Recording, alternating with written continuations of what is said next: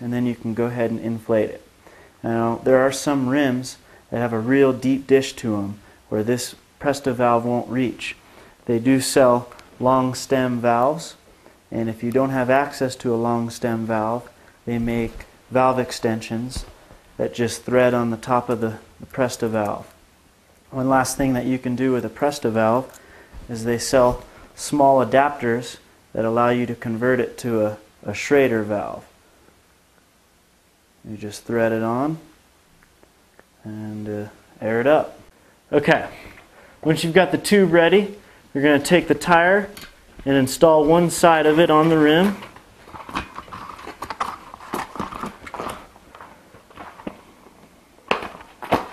I'm going to take the tube, we're going to insert the valve first and go ahead and put the tube in the tire.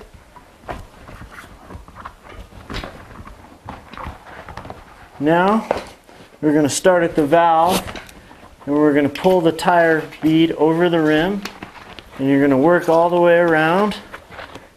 Should end up at the opposite side of the valve stem. And once you get to the end, some tires are slightly tighter than others. You might need to take your tire lever and you're going to insert it the other direction you would to take it off, and in just real small little steps pry it over. Careful not to pinch the tube. It always does help to have a little bit of air in the tube when you install it. And now you're ready to air it up.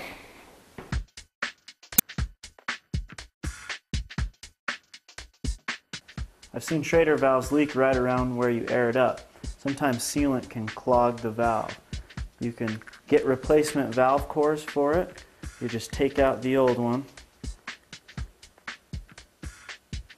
There's the valve core. I'm good.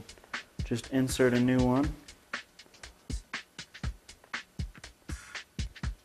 Out in the middle of nowhere and you cut the side of your tire, you can always take a dollar bill and fold it in half, and business card would work, and you're just going to place it behind the cut in between the tube and the tire, and that should be enough to get you home. If you're not a big fan of Presto valves, you can always drill your hole out to a Schrader, but make sure that your rim isn't so deep that a Schrader valve won't go all the way through. What you're going to need is a drill and a drill bit, preferably 11/32. A 21/64 bit will work as well. Aluminum is fairly soft. It's pretty easy to drill through. Just make sure that you drill it nice and centered. And the next thing I'd recommend is tap all the metal burrs out. After you drill it, you'll notice you'll have a little bit of an edge. You can take a sharp razor blade and try to clean it up. Before putting the new tube back in, it might help to put a little baby powder into the tire. This will keep the tube from sticking. And if you have some issues with the valve stem ripping, this will help. And that's usually caused by riding with too low of air pressure.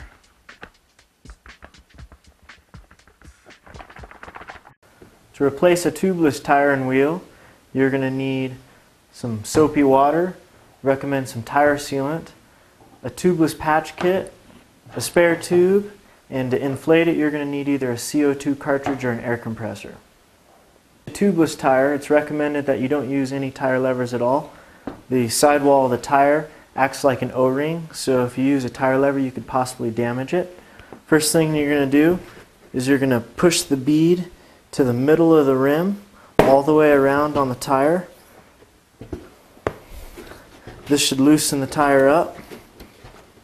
The center of the rim is slightly lower than the rest of the wheel. Now you should be able to use your hands.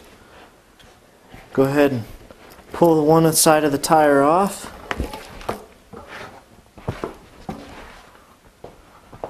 To repair a tubeless tire, it's easiest just to throw a tube in it. There's a couple other things that you can do. You can air the tire up and submerge the tire in some soapy water and find the leak and pull the tire back off. And they sell tubeless tire patch kits very similar to patching a regular tube. And I would also recommend to fill the tire with a tire sealant, and this will help prevent flats as well as repair flats.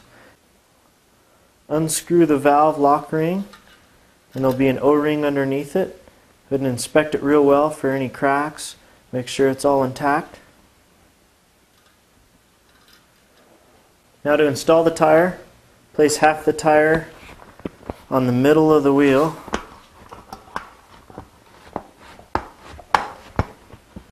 Before installing the rest of the tire, go ahead and take your sealant and pour it into the tire.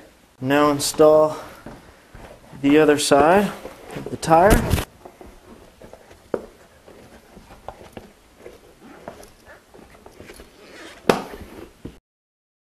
Alright, now before I'm going to air the tire up, I'm going to take some soapy water and I'm just going to spray it around the bead. This will help the tire seat. Spray both sides.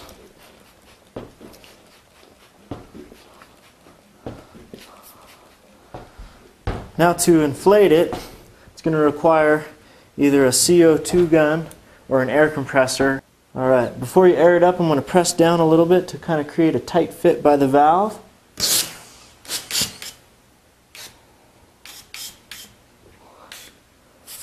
And a tubeless tire, you shouldn't inflate above 65 pounds. Usually run them between about 35 and 60. It's pretty common that your hub bearings will loosen up in your wheel.